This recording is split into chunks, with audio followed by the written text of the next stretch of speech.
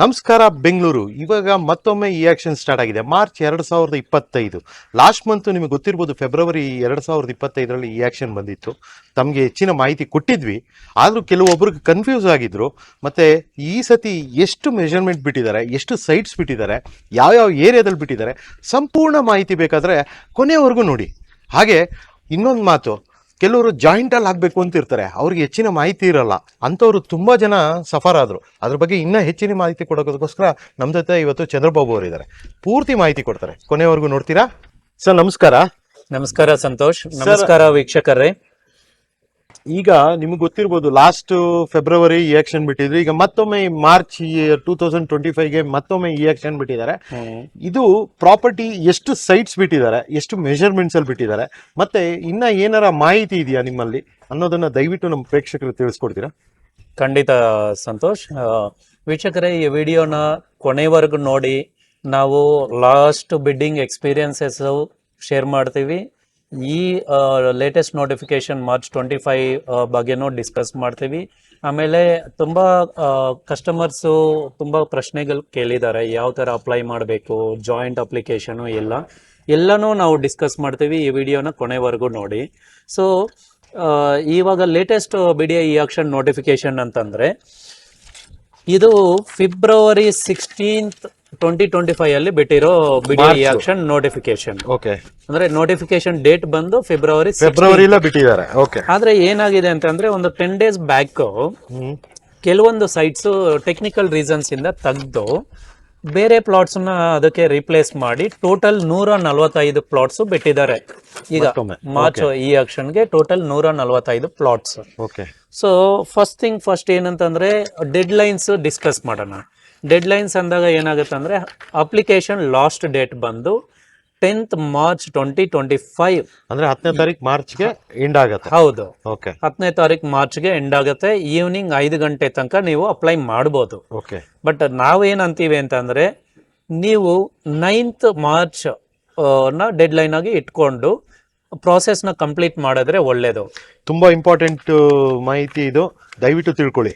ಯಾಕೆ ಅಂತಂದ್ರೆ, last minute ಅಲ್ಲಿ ಟೆಕ್ನಿಕಲ್ ಗ್ಲಿಚಸ್ ಬರ್ಬೋದು. ಹೌದು. ಇಲ್ಲ ಅಂದ್ರೆ ನೀವು ಹರಿಬರಿನಲ್ಲಿ ಏನ್ ಮಾಡ್ತೀರಿ, ಏನೋ ಒಂದು ಸಿಗ್ನೇಚರ್ ಮಿಸ್ ಮಾಡ್ಬೋದು, ಒಂದು ಸ್ಪೆಲ್ಲಿಂಗ್ ಮಿಸ್ಟೇಕ್ ಆಗ್ಬೋದು. ಸರ್, ಈ ಸತಿ ನೋಡಿದ್ವಲ್ಲ, ಡಾಕ್ಯುಮೆಂಟ್ಸ್ ಕೆಲವೊಂದು ಅಪ್ಲೋಡ್ ಆಗ್ಲಿಲ್ಲ.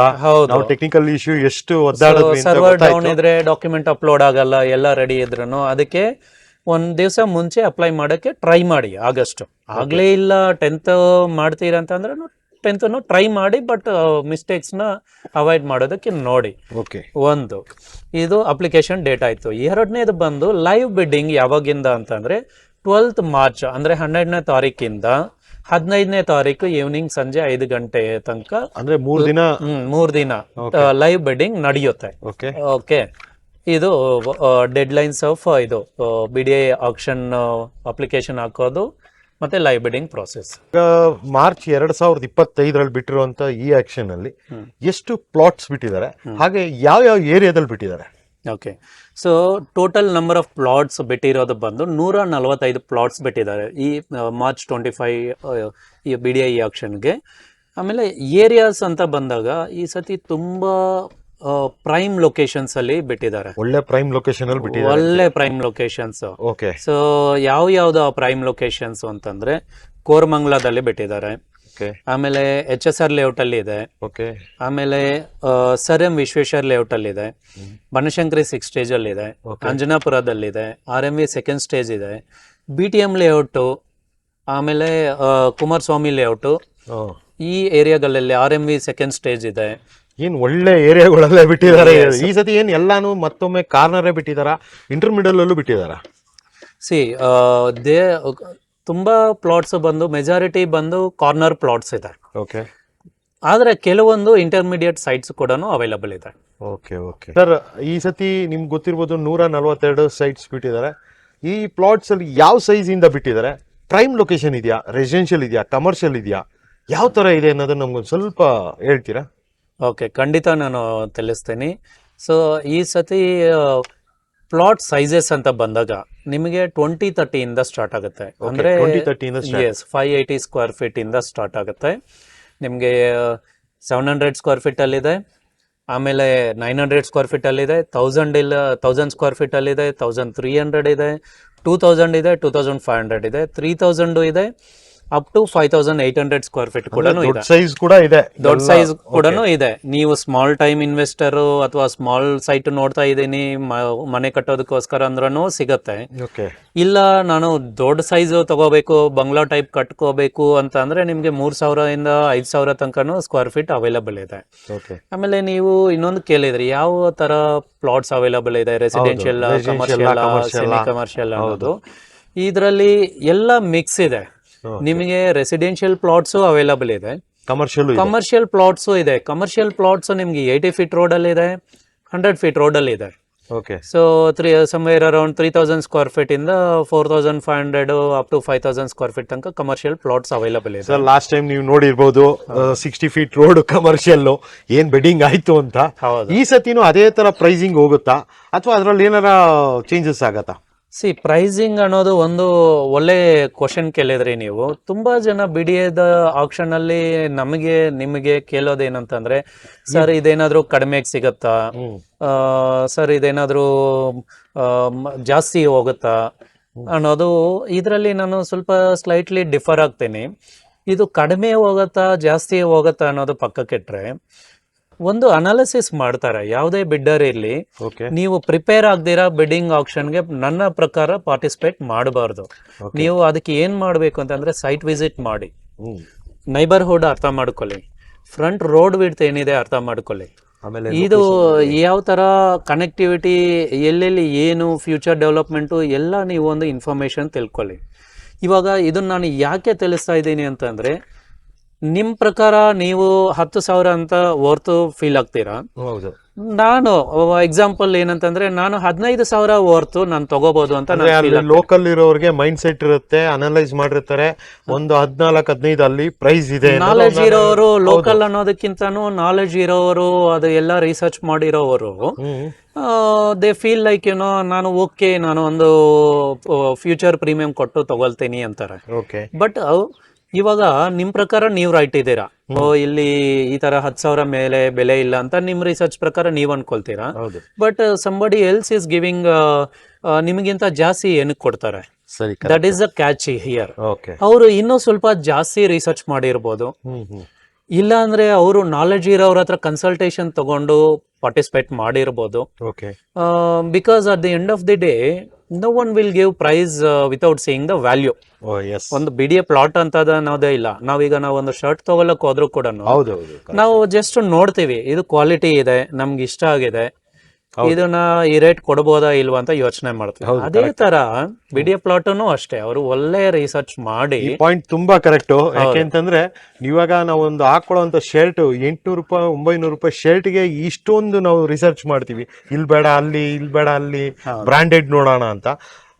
ಕೋಟ್ಯಾಂತರ ರೂಪಾಯಿ ಕೊಟ್ಟು ಸೈಟ್ ತಗೋಬೇಕಾರೆ ನಾವು ಪ್ರತಿಯೊಂದು ಅನಲೈಸ್ ಮಾಡಿ ತಗೊಂಡ್ರೆ ಒಳ್ಳೇದು ಅಂತ ಹೇಳ್ತಾ ಇದೀರಾ. ಹೌದು, ತುಂಬಾ ಒಳ್ಳೇದು.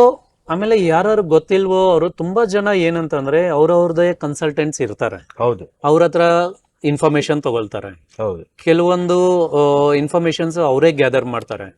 ಕೆಲವೊಂದು ಜನ ಸಿಟಿ ಡೆವಲಪ್ಮೆಂಟ್ ಪ್ಲಾನ್ ಅಂತ ಇರುತ್ತೆ, ಅಂದ್ರೆ ಇನ್ನು 10 ವರ್ಷ ಮುಂಚೆ ಏನು ಡೆವಲಪ್ ಆಗುತ್ತೆ ಇಲ್ಲಿ ಅನ್ನೋದನ್ನು ನೋಡಿ ತಗೊಳ್ತಾರೆ. ಸೊ ಅವ್ರವ್ರದ್ದು ವಿಷನ್ ಹೇಗಿರುತ್ತೆ, ಫ್ಯೂಚರ್ ಇಲ್ಲಿ ವಿಷನ್ ಅವ್ರದ್ದು ಹೆಂಗಿರುತ್ತೆ ಅದನ್ನ ನೋಡಿ ತಗೊಳ್ಳೋರು ಸ್ವಲ್ಪ ಜಾಸ್ತಿ ಪ್ರೀಮಿಯಂ ಕೊಡಕ್ ರೆಡಿ ಇರ್ತಾರೆ. ಇವತ್ತಿಂದು ಮಾತ್ರ ನಾನು ನೋಡ್ತೀನಿ ಅಂತಂದ್ರೆ ಇವತ್ತಿನ ವ್ಯಾಲ್ಯೂಗೆ ಬಿಡ್ ಮಾಡ್ತಾರೆ. ಸೊ ಇಲ್ಲಿ ಇಬ್ರು ಕರೆಕ್ಟ್ ಅಂತೀನಿ ನಾನು. ಶಾರ್ಟ್ ಟರ್ಮ್ ನೋಡೋರು ಕರೆಕ್ಟೇನೆ, ಅವ್ರು ಶಾರ್ಟ್ ಟರ್ಮ್ಗೆ ಎಷ್ಟು ವ್ಯಾಲ್ಯೂ ಕೊಡಬೇಕು ಅಷ್ಟೇ ಬಿಡ್ ಮಾಡ್ತಾರೆ. ಲಾಂಗ್ ಟರ್ಮ್ ನೋಡೋರು ಅವ್ರು ಎಷ್ಟು ಕೊಡಬೇಕು ಅವರು ಅಷ್ಟು ಬಿಡ್ ಮಾಡ್ತಾರೆ. ಸೊ ಇಲ್ಲಿ ಹೆಚ್ಚು ಕಡಿಮೆ ಅನ್ನೋದು ಕ್ವಶನ್ ಬರೋದಿಲ್ಲ ನೀವು ಕೇಳಿರೋದಕ್ಕೆ ಇದು. ಸೊ ನಾನ್ ರಿಕ್ವೆಸ್ಟ್ ಮಾಡೋದು, ನೀವು ಒಳ್ಳೆ ರಿಸರ್ಚ್ ಮಾಡಿ, ನಿಮ್ಗೆ ಇನ್ಫಾರ್ಮೇಶನ್ ಅವೈಲಬಲ್ ಇಲ್ಲ ಅಂತಂದ್ರೆ ನಿಮಗೆ ಹತ್ರ ಇರೋರು ಅಥವಾ ಕನ್ಸಲ್ಟೆಂಟ್ ಯಾರು ಗೊತ್ತಿದಾರೋ ಅವ್ರನ್ನ ಕನ್ಸಲ್ಟ್ ಮಾಡಿ ಎಲ್ಲ ಇನ್ಫಾರ್ಮೇಶನ್ ಪೂರ್ತಿ ತಿಳ್ಕೊಳ್ಳಿ. ಅಂದ್ರೆ ಒಂದು ಪ್ರಿಪರೇಷನ್ ಮಾಡ್ಕೊಳ್ಳಿ. ನಿಮ್ಮನ್ನ ನೀವು ಯಾವ ಸೈಟ್ಗೆ ನಾನು ಹಾಕ್ತಾ ಇದ್ದೀನಿ, ಅದರಲ್ಲಿ ರೋಡ್ ವಿಡ್ತ್ ಎಷ್ಟಿದೆ, ಏನ್ ಫೇಸಿಂಗ್ ಇದೆ, ಏನ್ ಕನೆಕ್ಟಿವಿಟಿ ಇದೆ, ಅಕ್ಕಪಕ್ಕ ಡೆವಲಪ್ಮೆಂಟ್ ಏನಾಗುತ್ತೆ ಎಲ್ಲ ತಿಳ್ಕೊಂಡು ಹಾಕಿದ್ರೆ ಒಳ್ಳೇದು ಅಂತ ಹಾಕಿದ್ರೆ ಒಳ್ಳೇದು. ಅವಾಗ ನಿಮ್ಗೆ ಕಾನ್ಫಿಡೆನ್ಸ್ ಲೆವೆಲ್ ಬೇರೆ ಇರ್ತದೆ. ಇದನ್ನ ನಾನು ಇಲ್ಲಿ ತನಕ ಬಿಡ್ ಮಾಡ್ಬೋದು. ಸರ್ ಲಾಸ್ಟ್ ಆಕ್ಷನ್ ಅಲ್ಲಿ ನಮ್ಮ ಕಸ್ಟಮರ್ಸ್ಗಳು ತುಂಬಾ ಕ್ವಶನ್ಸ್ಗಳು ಕೇಳಿದ್ದಾರೆ. ಅದರಲ್ಲಿ ಕೆಲವೊಂದು 4 ಇಂಪಾರ್ಟೆಂಟ್ ಅನಿಸ್ತು, ಅದನ್ನ ನಿಮ್ಮ ಹತ್ರ ಡಿಸ್ಕಸ್ ಮಾಡ್ಬೋದಾ? ಮಾಡಿ. ಸರ್ ಇವಾಗ ಜಾಯಿಂಟ್ ಅಕೌಂಟ್, ಅದಕ್ಕೆ ಏನ್ ಬೇಕಾಗುತ್ತೆ ಡಾಕ್ಯುಮೆಂಟ್ಸ್? ಸೊ ಜಾಯಿಂಟ್ ಅಕೌಂಟ್ ಅಂದ್ರೆ ಜಾಯಿಂಟ್ ಅಪ್ಲಿಕೇಶನ್ ಹೌದು, ಅಂದ್ರೆ joint ಕೋ application. ರಿಜಿಸ್ಟ್ರೇಷನ್ ನೋಡೋವರಿಗೆ ಹೇಗೆ ಅಂತಂದ್ರೆ, ಬ್ಲಡ್ ರಿಲೇಷನ್ ಇರೋರು any one can apply for joint application. ಒಂದು.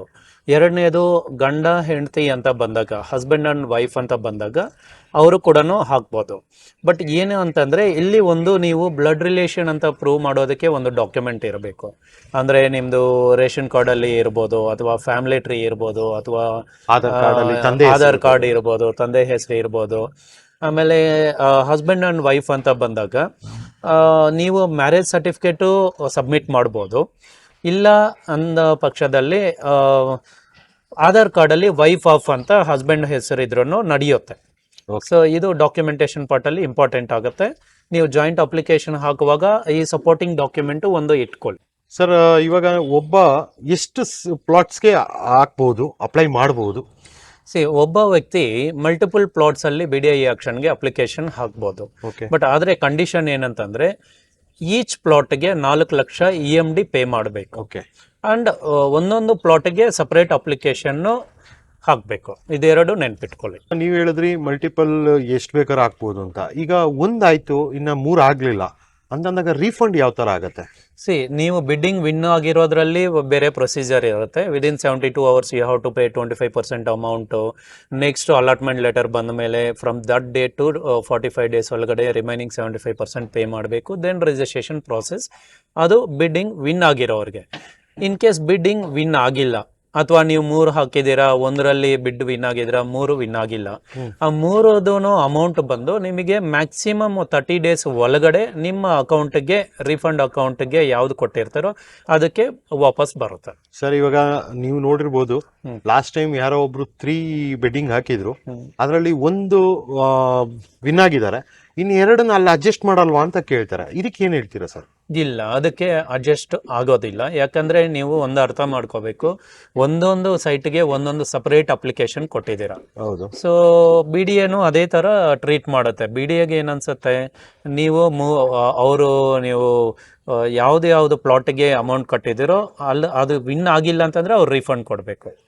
ಸೊ ಅದ್ರ ಪ್ರಕಾರ ಅವರು ಪ್ರೋಸೆಸ್ ಪ್ರಕಾರ ನಿಮ್ಗೆ ರಿಫಂಡ್ ಕೊಡ್ತಾರೆ. ಸೊ ವೀಕ್ಷಕರೇ, ನಿಮ್ಗೆಲ್ಲ ಮಾಹಿತಿ ಸಿಕ್ಕಿದೆ ಅಂತ ಅನ್ಕೋತೀನಿ. ಇನ್ನ ಹೆಚ್ಚಿನ ಮಾಹಿತಿ ಬೇಕಾದ್ರೆ ಡಿಸ್ಪ್ಲೇ ಆಗ್ತಾ ಇರೋ ನಂಬರ್ಗೆ ಕಾಲ್ ಮಾಡಿ ಮಾಹಿತಿ ತಗೊಳ್ಳಿ. Thank you. ವೀಕ್ಷಕರೇ, ನಿಮಗೆ ನಾವು 7 to 9 ಸೈಟ್ ವಿಸಿಟ್ಗೆ ಅವೈಲಬಲ್ ಇರ್ತೀವಿ. ಮಾರ್ನಿಂಗ್ 7 AM ಇಂದ 9 AM ತನಕ. ಆಮೇಲೆ 11 to 4 o'clock ನಮ್ಮದು ಜಯನಗರ್ ಆಫೀಸಲ್ಲಿ ನಾವು ಅವೈಲಬಲ್ ಇರ್ತೀವಿ. ಕನ್ಸಲ್ಟೇಷನ್ನು ತಗೋಬೇಕು ಅಂತಂದರೆ ನೀವು ಡೈರೆಕ್ಟ್ ಫೇಸ್ ಟು ಫೇಸು ನಮ್ಮನ್ನ ಜಯನಗರ್ ಆಫೀಸಲ್ಲಿ ಭೇಟಿ ಮಾಡ್ಬೋದು. ಆಮೇಲೆ ಈವ್ನಿಂಗ್ 4 to 6 ಕೂಡ ನಾವು ಸೈಟ್ ವಿಸಿಟ್ ಮಾಡಿಸ್ತೀವಿ. ಇದು ಯಾಕೆ ಈ ಥರ ಅಂತಂದರೆ, ಈಗ ನಮಗಿರೋದು ಇವತ್ತಿಂದ ಕರೆಕ್ಟಾಗಿ 1 week ಟೈಮ್ ಇದೆ, last date to apply for BDI action. So time schedule ತುಂಬ ಟೈಟ್ ಇರುತ್ತೆ.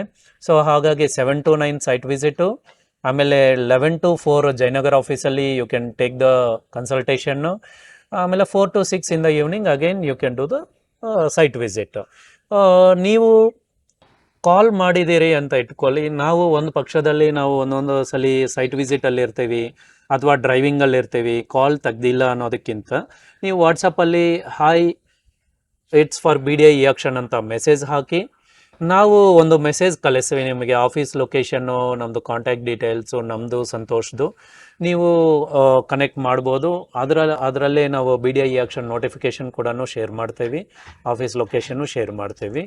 ಸೊ ನಾವು ಮಾಡ್ತಿರೋ ವಿಡಿಯೋಸ್ಗಳು ನಿಮಗೆ ಇನ್ಫಾರ್ಮೇಟಿವ್ ಅನಿಸಿದ್ರೆ ನಮಗೆ ಒಂದು ಕಾಮೆಂಟ್ ಮಾಡಿ, ಅಥವಾ ನಿಮಗೆ ಯಾವುದೇ ಥರ ಇನ್ಫಾರ್ಮೇಷನ್ ವಿಡಿಯೋಸು ಬೇಕು ಅಂತಂದರೆ, ಅಥವಾ BDI ಪ್ಲಾಟ್ಸ್ ಬಗ್ಗೆ ಆಗಲಿ, ಆಮೇಲೆ BDI ಆಕ್ಷನ್ ಬಗ್ಗೆ ಆಗಲಿ ಕಾಮೆಂಟ್ ಮೂಲಕ ತಿಳಿಸಿ. ನಾವು ಆಗಸ್ಟು ನೆಕ್ಸ್ಟ್ ವಿಡಿಯೋದಲ್ಲಿ ಅದನ್ನು ಕವರ್ ಮಾಡೋದಕ್ಕೆ ಟ್ರೈ ಮಾಡ್ತೀವಿ. ಆಮೇಲೆ ಮರೆಯದರೆ ನಮ್ದೊಂದು ರಿಕ್ವೆಸ್ಟ್ ಏನಂತಂದ್ರೆ, ನಮ್ಮ ಯೂಟ್ಯೂಬ್ ಚಾನಲ್ನ ಸಬ್ಸ್ಕ್ರೈಬ್ ಮಾಡಿ ಹಾಗೂ ಲೈಕ್ ಮಾಡಿ.